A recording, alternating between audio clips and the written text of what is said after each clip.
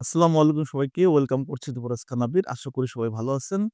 ২ টা প্লেয়ারকে নিয়ে একটু কথাবার্তা বলতে চাই। যে ২ টা প্লেয়ারকে ব্রাজিল ফুটবল ফেডারেশন অর্থাৎ ব্রাজিল আ ফুটবল ফেডারেশন অর্থাৎ সিবিএফ দেখতেছে না এবং আমাদের অতীতের যে কোচ ছিল সেও আসলে চোখে দেখে নাই।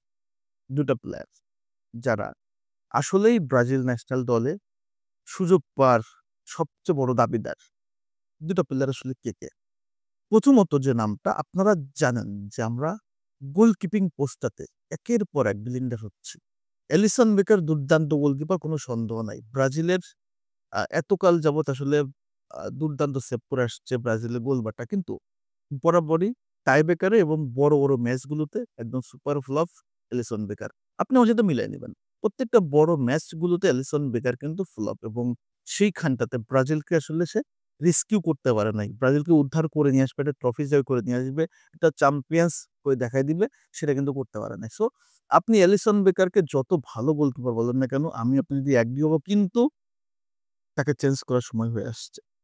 তাকে বাদ দিয়ে নতুনদেরকে সুযোগ দিতে হবে এবং নতুনদের উপরে ওই আস্থাতে রাখতে হবে।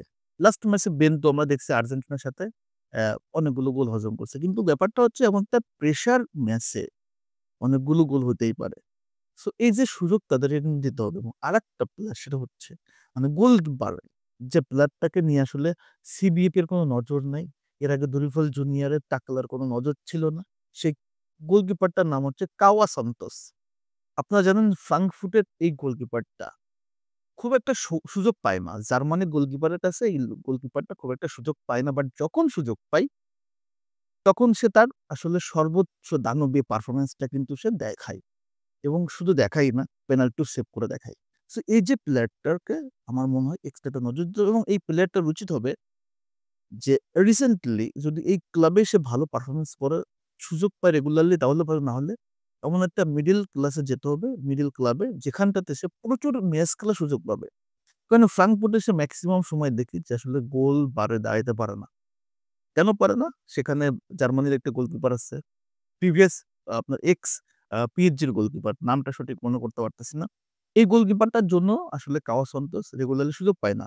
বাট যখন সুযোগ পায় সে তখন তার অতিমানবীয় পারফরম্যান্স কিন্তু সে আসলে দেখায় দেয়। এবং সেটা কিন্তু আমরা ইউরোপাতে দেখতে পারছি। এখন বিষয়টা হচ্ছে যে আসলে সিবিএফ কি তাকে চোখে দেখে না? বা সিবিএফ কি এই যে পারফরম্যান্স গুলো করতেছে সে কি দেখতেছে না সিবিএফরা? আসলে দেখে।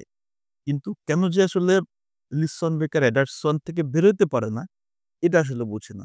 তবে আমার কাছে মনে হয় যে এই প্রবলেমটার সলিউশন হবে কখন? যখন ব্রাজিলে একটা আসলে হাই প্রোফাইল এবং ডমিনেটিং কোচ আসবে। তখনই এই জিনিসটা সলিউশন হবে। এবং কাও সান্তোসকে আপনাকে প্রশংসা করতে হবে। কাও সান্তোস আসলেই এই মুহূর্তে ব্রাজিলিয়ানদের ভিতরে সবচেয়ে ভালো একটা ভালো প্রতিভা। তার দিকে নজর দেওয়া উচিত। তার দিকে ব্রাজিলের আসলে খেয়াল করা উচিত। যে কোচ হোক না কেন সিবিএফ এরও খেয়াল করা উচিত, নজরে রাখা উচিত। আরেকটা প্লেয়ার সেটা হচ্ছে আন্দ্রে সান্তোস। মিডফিল্ডে তো আমরা বারবার ব্লেন্ডার করতেছি। বারবার ব্লেন্ডার করতেছি। তো আমি মনে করি যে মিডফিল্ডে যদি আপনার হচ্ছে আন্দ্রে সান্তোসকে ব্রাজিল টিমে সুযোগ দেওয়া হয়, আমি মনে করি যে আর্জেন্টিনার এনজো ফার্নান্দেজের চেয়ে ফার বেটার পারফরম্যান্স দিতে পারবে আমাদের এই বর্তমান তরুণ আন্দ্রে সান্তোস। আন্দ্রে সান্তোসের রিসেন্টলি আপনি পারফরম্যান্স দেখেন লিগ 1 এ সে কিন্তু প্রত্যেকটা ম্যাচ যদি দেখেন রেগুলারলি গোল এবং অ্যাসিস্ট তার কাছ থেকে কিন্তু পাচ্ছেন আপনি। এবং মিডফিল্ডে সে একটা অন্যান্য প্লেয়ারদের ভিতরে এই যে আপনার লিগ 1 এ নিজেকে একটা শিল্পী করে ফেলছে। মিডফিল্ডে সে তো ডিফেন্সিভ মিডেই খেলে বাট সে ডিফেন্সিভ মিড থেকে সে অ্যাটাকিং মিডটাও আসলে চুজ করে এবং সেখান থেকে সে ওভারল্যাপ করে তার কিন্তু গোল অ্যাসিস্ট বের করে নিয়ে আসতে যেটা দলের জন্য মাস্ট ইম্পোর্টেন্ট। যখন একটা দলে স্ট্রাইকাররা ভালো করে রান করতে পারে না, গোল করতে পারে না তখন কিন্তু উইঙ্গাররা কাজ করে হয়তো মিডফিল্ডার কাজ করে গোল করার জন্য। সো এই কাজটা কিন্তু আন্ডার সান্তোস করতেছে। আমরা যখন ব্রাজিল টিমে আন্ডার সান্তোসকে পাবো, যখন স্ট্রাইকার উইঙ্গাররা গোল পাবে না, এই কাজটা কিন্তু আন্ডার সান্তোস থেকে আমরা বের করে নিয়ে আসতে পারবো। সো আন্ডার সান্তোস ওই রোলটাই প্লে করতে পারে যেটা মাঝে, মাঝে ব্রাজিলকে সাপোর্ট করে সুযোগ করে দিবে, গোল করতে বাধ্য করবে, গোল করাবে।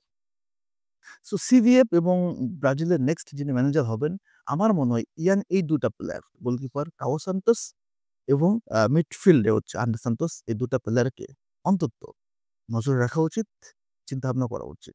এরাই কিন্তু আগামী দিনে ব্রাজিলকে আসলে টানবে, রাইট? সো মিডফিল্ড সমস্যা, গোলকিপার সমস্যা থাকবে। কিন্তু আসলে যাদের সুযোগ পাওয়া উচিত তাদের যদি আপনি সুযোগ করে দেন, সেটা হবে ব্রাজিলের জন্যই মঙ্গল এবং ব্রাজিলের জন্য আসলে অ্যাসেট। লেটস সি কিভাবে দেখা যাক। আপনাদের মতামত আমার সাথে মিলে কিনা কমেন্টস করে জানিয়ে দিবেন। সবাইকে ধন্যবাদ। আল্লাহ হাফেজ।